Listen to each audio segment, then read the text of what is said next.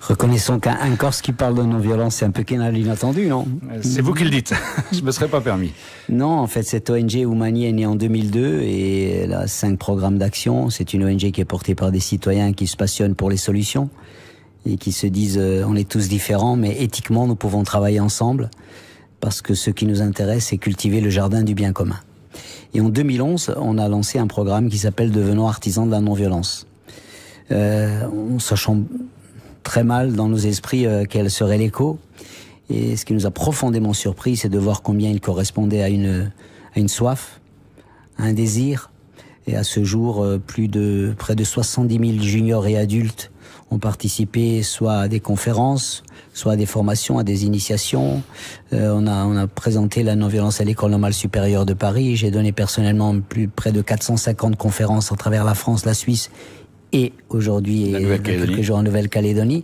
Donc il y a une demande croissante parce que c'est une boussole qui nous donne des outils précieux dans le monde d'aujourd'hui où la violence est sacralisée, où elle est banalisée, où dans le conflit c'est priorité violence, et si t'es pas violent, c'est que tu es lâche. Alors qu'est-ce que c'est que la non-violence? Comment vous la définiriez? Est-ce que c'est la négation de la violence ou est-ce que finalement c'est son acceptation la plus totale? Alors la non-violence, d'abord, c'est une illustre inconnue, bien évidemment. On aurait très souvent, ceux qui tentent de la ridiculiser diraient que c'est un truc, un bisounours, un truc bisounours, c'est une lettre au Père Noël. La non-violence, c'est renoncer à lutter. Non, la non-violence, ça n'est pas renoncer à lutter, c'est lutter 100 fois mieux. D'abord, elle commence à dire que comment on peut être en colère face à l'injustice. Qu'est-ce qu'on fait de sa colère? La non-violence nous invite à dire ta tentation peut être d'utiliser la violence. Je te propose de mieux faire. C'est un travail sur soi ou c'est un travail collectif? C'est un travail sur soi, d'abord la connaissance de soi. Nous sommes tous capables de violence. Notre cerveau est capable de nous dicter le meilleur et le pire. Mais on peut aussi apprendre à contrôler. On peut aussi apprendre à gérer ses émotions. On peut aussi à distinguer les besoins des sentiments. Je peux exprimer un besoin profond, mais si je l'exprime avec un sentiment totalement négatif, je produis l'effet contraire. Et la violence, c'est un piège, en fait. On nous dit la non-violence est une utopie, c'est la violence qui est une utopie. Parce que si vous regardez bien, elle ne règle durablement aucun des problèmes qu'elle prétend régler. C'est d'ailleurs prouvé aujourd'hui par des études universitaires. Je pense au livre d'Erika Chenoweth qui explique que sur les centaines de conflits mondiaux depuis le début du siècle, quand on utilise la non-violence, on gagne 2 fois plus. Quand on utilise la violence, on perd 2 fois plus. Et quand la violence s'immisce dans le conflit, on ne parle plus de l'injustice que l'on prétend combattre, on ne parle plus que d'elle. C'est comme la goutte de grenadine dans le tonneau d'eau, vous voyez ? Bien, tout le tonneau est pollué. Avec votre ONG, vous l'avez dit, vous avez fait de nombreuses conférences déjà, 450 en métropole. Vous n'enseignez pas la non-violence parce que ça ne s'enseigne pas. Ça se comprend, ça se perçoit. C'est surtout des exemples que vous donnez. Comment vous travaillez avec les publics qui sont devant vous? C'est une bonne question que vous posez. S'enseigner, je pense bien que d'abord, vous savez que dans les grandes universités du monde, à Yale, à Cambridge, à Boston, à Oslo, à Madrid, la non-violence est enseignée depuis fort longtemps. En France, il n'y a pas encore, je dis, une seule chaire universitaire dédiée à la non-violence. C'est un signe. Ça veut dire que la question qu'on peut se poser, c'est qui investit aujourd'hui dans la non-violence? Donc, et l'objectif, c'est évidemment que ce droit à la non-violence soit un droit reconnu pour tous, en particulier pour les juniors, mais aussi pour les adultes. La non-violence vient réhabiliter l'idée de conflit. Or, nous ne sommes pas éduqués pour le conflit. Et quand nous sommes en conflit, soit tu t'écrases, soit tu frappes. Et c'est souvent priorité violence. Et donc elle porte en elle un outil d'une intelligence précieuse dans les conflits, dans la vie personnelle, dans la vie professionnelle, dans les luttes politiques. Et donc elle est un outil d'une force incomparable. Elle l'a d'ailleurs prouvé dans l'histoire, elle le prouve tous les jours. Hein. La chute du mur de Berlin, la lutte pour les droits civiques chez les Noirs, et tant d'autres. En Syrie encore aujourd'hui, où il y a des mouvements non violents très forts, des luttes citoyennes. Je veux dire que la non-violence est véritablement un outil pour le XXIe siècle. La violence, c'est pas simplement la violence physique, ça peut être la violence verbale, psychologique. Elle prend des formes très très différentes et on s'en rend peut-être pas toujours compte aujourd'hui, tellement la vie est multiple et complexe. Vous savez, comme il y a de la malbouffe pour le corps, il y a aujourd'hui une malbouffe verbale, comportementale, mentale. Elle nous touche tous. Moi, j'étais dans l'avion de Paris à ici. On était 300, on regardait des films. 60% des films sont des scènes de violence. La violence est télégénique, on fait plus de pub pour le tabac, mais la violence est omniprésente. Elle est sacralisée, elle est banalisée. Et aujourd'hui, en particulier les juniors, parce que l'industrie du divertissement fait du très très bon boulot par ça, est contaminée par cette violence, qui est banalisée tous les jours et qui bien sûr passe dans les mots, dans les gestes, dans les comportements, et on le constate. Je peux vous dire qu'en 450 conférences, j'ai pu constater dans beaucoup d'établissements scolaires combien c'est un venin, combien c'est un poison, combien ça banalise et combien bien évidemment ça impacte sur le relationnel familial, le relationnel entre les élèves, le relationnel dans la rue, dans la société. Donc il s'agit d'abord de détoxer. En fait, je fais un petit travail d'électricien, vous voyez. Je viens débrancher la mauvaise prise et j'ai dit on va faire un essai, on va se brancher ailleurs. Et si on se branche ailleurs, on va découvrir que justement, la violence n'est pas notre nature. Elle est une violation de notre nature. C'est d'ailleurs prouvé aujourd'hui par les neurosciences, qui l'expliquent très très bien. On nous a toujours vendu l'idée, mais l'homme est violent par nature. Non, les neurosciences, et c'est la meilleure nouvelle des recherches scientifiques de ces dernières décennies, les neurosciences nous disent que la violence est une violation de notre nature. Or, nous sommes intoxiqués, nous avons 8000 ans d'histoire sur la violence.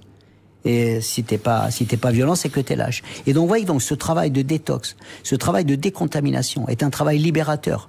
Parce qu'il donne à chacun, mais tu es beaucoup plus noble que tu ne crois. Alors, vous vous adressez souvent à des publics très variés, mais principalement des publics jeunes. Est-ce que vous les sentez peut-être plus réceptifs à cette notion-là parce qu'ils n'ont pas une expérience de vie encore très longue et il y a peut-être une détoxification plus facile à faire avec eux? On va dans les prisons, on va dans les associations, on fait des conférences tout public, on va dans les universités. Non, disons que le milieu enseignant est un milieu très très sensible. Vous savez, je rencontre beaucoup d'enseignants et très souvent je rencontre des gens qui disent, vous savez, mon métier c'est quoi aujourd'hui ? C'est parler à des gens qui ne m'écoutent pas.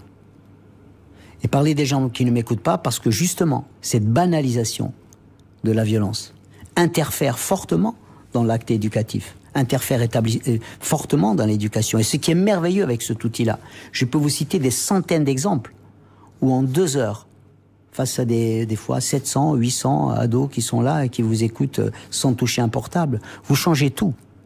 Vous changez tout simplement parce que vous les reconnectez avec ce qu'est le levain de la non-violence, c'est l'empathie. Mets-toi à la place de l'autre. Je me souviens d'un exemple récemment, c'était un gamin, il a levé le doigt devant 500 camarades, il dit voilà, moi monsieur, je voulais dire un truc à mes camarades, je m'appelle Vlad. Mais dans ce collège, personne ne connaît mon nom. J'ai dit ah bon ? Oui, parce qu'ici on m'appelle tous Poutine. Alors j'aimerais que ça cesse et je voudrais demander à mes camarades si aujourd'hui, avec votre intervention, si ce serait possible. 5 secondes de silence, ils se sont tous levés, standing ovation. Larmes aux yeux. J'ai appelé 2 mois après la CPE, je lui ai demandé alors, ça se passe comment ? Oui. Il m'a dit jamais plus il n'a été surnommé ainsi. Il est même devenu délégué de classe. Il veut même devenir médiateur. Voyez comment, en débranchant la mauvaise prise, en mettant la bonne, je me mets à la place de l'autre. Et c'est parfois sur des petites choses ? Mais minimes. Mais ces petites choses, elles sont fondamentales. Et il est très important qu'à un moment donné, tu prennes conscience qu'il y a une boussole qui te dit là tu fais fausse route, quoi. Et aujourd'hui, pourquoi le harcèlement progresse dans les lycées, dans les collèges? On le voit. Vous savez qu'en région parisienne aujourd'hui, il y a 400 élèves, 400 collégiens exclus tous les jours. Ce sont des chiffres officiels. Ça veut dire que l'école est devenue quelque part aussi à sa manière un petit champ de bataille, où il y a des gens qui font des miracles. Mais il faut absolument détoxer, il faut équiper pour la vie, il faut équiper pour le conflit, il faut équiper, il faut donner les clés qui te permettent de comprendre que quand tu insultes l'autre, mais c'est un signe de faiblesse terrible que tu envoies. Et ça veut dire que tes ennemis intérieurs, tu leur donnes une liberté qui te dépasse, qui te dénature, qui sont une véritable attaque contre ton âme. Jean-François Bernardini, dans votre vie, dans votre carrière, vous avez été confronté aussi à la violence. On se souvient avec Imouvrini notamment de concerts qui ont été plus ou moins interdits, etc. Est-ce que c'est tout ça, ce terreau-là aussi, qui vous fait aujourd'hui vous engager dans ce combat-là parce que vous avez vu les impasses dans lesquelles ça pouvait conduire? Pas forcément, mais la Corse, bien évidemment, les soubresauts de la Corse, mais les soubresauts du monde aussi, vous interpellent profondément. Et comme on est souvent dans la pathogénèse, nous, avec Oumani, on a envie de cultiver la salutogénèse. Et la pathogénèse, on la connaît, l'archéologie de la violence à tous les niveaux, familial, sur les femmes, etc. Ce qui est important, c'est de miser sur la salutogénèse. Et je peux vous dire que quand vous avez le sentiment que la boussole de la non-violence, son intelligence, sa pertinence, qui sont d'une efficacité extraordinaire, d'une capacité à transformer l'individu, le citoyen, vous dites, mais il faut y aller, quoi. Et donc, je donne ces conférences bénévolement. Je donne ces conférences parce que c'est un appel profond au fond de moi-même. Et ce qui est fabuleux, c'est de se rendre compte, mais des centaines de parents qui vous disent, mais c'est quand que vous venez dans mon lycée? Mais tous les jours, on reçoit des demandes de lycée. Vous êtes venu l'an dernier, il faut que vous reveniez cette année parce que on veut toucher les autres, etc. Donc ça veut dire que c'est une boussole qui est précieuse. C'est l'outil du 21e siècle. C'est un équipement de vie dans un monde qui nous équipe très souvent pour la mort, qui nous équipe pour l'échec, qui nous équipe pour les tensions, qui nous équipe. Donc c'est libérateur. Et je crois profondément que dans les années à venir, la non-violence, à travers des gens comme Marshall Rosenberg, comme ce que nous enseignent aujourd'hui les neurosciences, comme Peter Levine, qui est l'inventeur du post-traumatic disorder, tous ces concepts-là rentreront dans les domaines de l'éducation. Et je peux vous dire que nos amis enseignants, entre autres, sont tous bien heureux parce qu'ils sont souvent démunis dans les situations qu'ils vivent et qu'ils partagent au quotidien. Alors vous allez donner un certain nombre de conférences pendant vos 4 jours en Calédonie auprès d'étudiants, de collégiens. Il y a 2 rendez-vous qu'on peut signaler puisque vous serez présent demain au Centre culturel Djibaou pour la fête de l'école calédonienne, et puis il y aura une conférence lundi soir à l'UNC qui est ouverte au grand public, où vous parlerez justement, vous irez plus loin que ce que vous nous avez dit, c'est à partir de 17h30. On va quand même tout petit peu parler musique, oui, Jean-François Bernardini, parce que vous sortez un nouvel album avec Imouvrini au début du mois d'octobre, c'est ça? Tout à fait, le 18 octobre. Un nouvel album studio? Oui, c'est un album qui s'appelle Porto un Cuore. Si je traduisais en français, ce serait le port dans le cœur. Une manière de traduire cette idée de port d'attache. Le port d'attache est un besoin fondamental pour chaque être humain. Notre port d'attache, ça peut être l'endroit où tu es né. Aujourd'hui, je crois qu'avec les défis qui sont les nôtres, c'est aussi la planète entière. On est tous sur la même barque. Et cette musique corse que vous avez fait découvrir au grand public, on va dire, parce qu'elle existait déjà, c'est une musique qui va droit au cœur, qui touche directement. Elle a une force, une puissance très particulière. Vous le sentez évidemment lorsque vous enregistrez, lorsque vous faites des concerts. Vous sentez que vous vous adressez directement au cœur. Vous savez, un artiste, il rêve d'être un virtuose de l'émotion. L'émotion, c'est movere, bouger. Est-ce que je bouge quelque chose en toi? Est-ce que je soulève quelque chose en toi? Est-ce que je déclenche quelque chose en toi? Et les centaines de concerts que nous donnons à travers l'Europe entière et au-delà sont chaque soir la preuve d'abord que ce cercle, vis-à-vis de singularités comme celle de la Corse, nous chantons en Corse, mais essentiellement, mais aussi en français, en anglais, un petit peu en basque, etc. Mais cette idée de singularité, elle nous permet de faire lien avec le monde.